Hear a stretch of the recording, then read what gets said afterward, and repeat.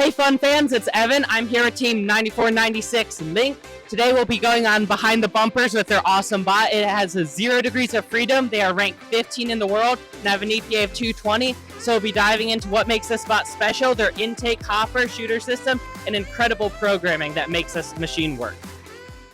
Tristan, if you want to take it away and tell us all about the intake and hopper. So first I'll be talking about our intake. We have a over the bumper intake with 2 rollers, which our first roller is covered in cat tongue, and that has been allowing us to improve our intaking skills. We're able to change our gear ratio down to a 2-to-1, which has allowed us to improve a lot between our last competition. It's a passive intake, and in the match, during autonomous, we sort of do a maneuver that lets it drop out. With that, we are improved our kicker. It's a lot based off 254, and that's been allowing us a lot to prevent any beaching happening to us.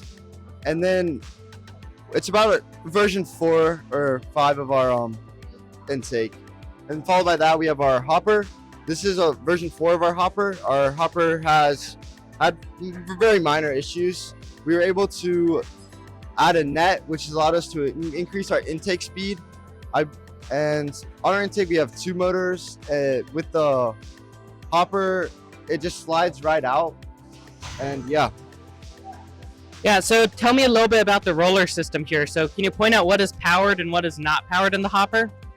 Well, as far as the hopper goes, The hopper is not powered at all. The hopper just slides out with our intake during autonomous when we do a maneuver that allows it to pop out. Sweet.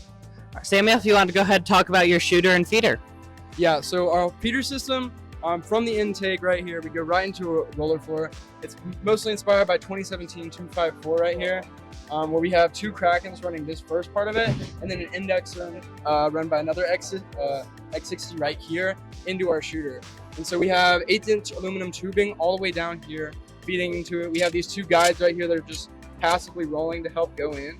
And we do agitation through just in and out of our intake right here. It'll go in and out, push them out, into here, roll in here, and then into our indexer and out of our shooter. And running our shooter, we have 4 X60s right here, running a belt system into this. It's another 1/8" piece of aluminum tubing. And there's a Thrifty Bot brass flywheel on each side right here. And that is just running this really fast. And this is completely fixed. We have no adjustable hood, no kicker, and it's shooting right here. And we just change RPM and we just aim the bot, and that's how we do different shots.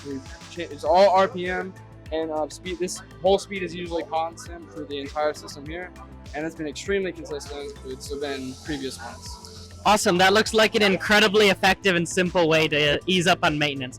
Now, if you want to go ahead and start telling me about the sensors and everything that you have to make this amazing robot work. All right, so I think my first thing would be definitely the LED lights, mainly because it helps our driver during. It has sequences. It it counts down from how much time he has during a shift. Then also it flashes blue when our hub is about to turn off to where he can shoot. And also the automatic aiming, so he can right when it senses the April tag, it'll automatically aim to it, and then our driver just shoots it and it goes in. It also has we can also turn the automatic aiming off if something goes wrong, which I think is a key thing, just in case something does wrong, so we don't have to throw the match or end up messing up something. That would be mine. Then also we have 2 cameras on the side, so we have one right here that keeps our side pose, and we have this top one up here. That sort of helps us keep our pose and position on the field, and that kind of helps with the match as well. That way we don't lose our position.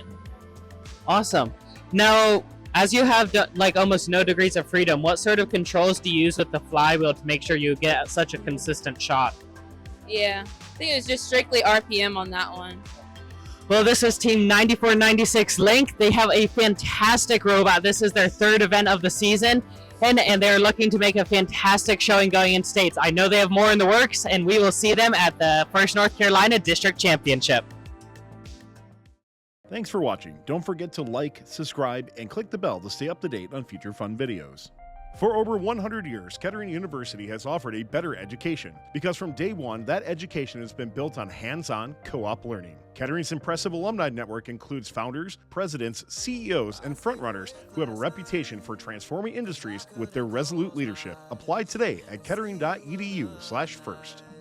It isn't too late to order competition apparel for your team at FRC Tees. Founded by First alumni and offering a free 14-day turnaround with expedited options available, go to frctees.com to see why hundreds of teams are making FRC Tees their first choice for their apparel needs. That's frctees.com.